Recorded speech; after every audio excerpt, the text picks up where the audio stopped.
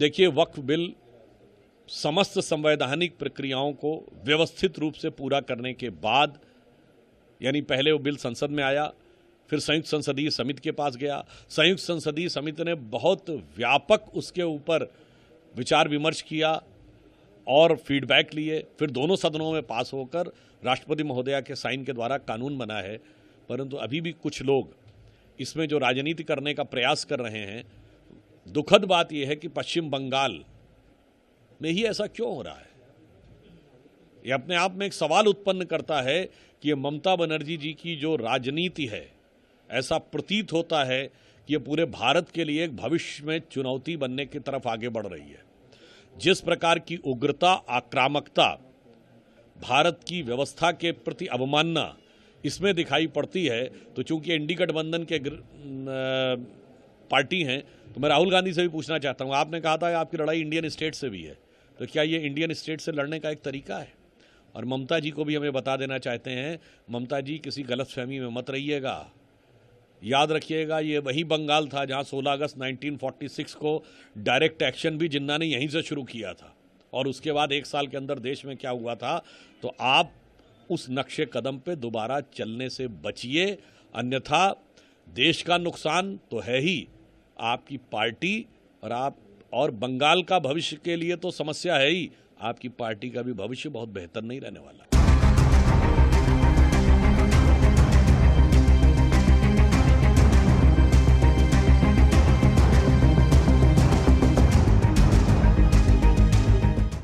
देखिए, वक्फ बिल समस्त संवैधानिक प्रक्रियाओं को व्यवस्थित रूप से पूरा करने के बाद, यानी पहले वो बिल संसद में आया, फिर संयुक्त संसदीय समिति के पास गया। संयुक्त संसदीय समिति ने बहुत व्यापक उसके ऊपर विचार विमर्श किया और फीडबैक लिए, फिर दोनों सदनों में पास होकर राष्ट्रपति महोदया के साइन के द्वारा कानून बना है।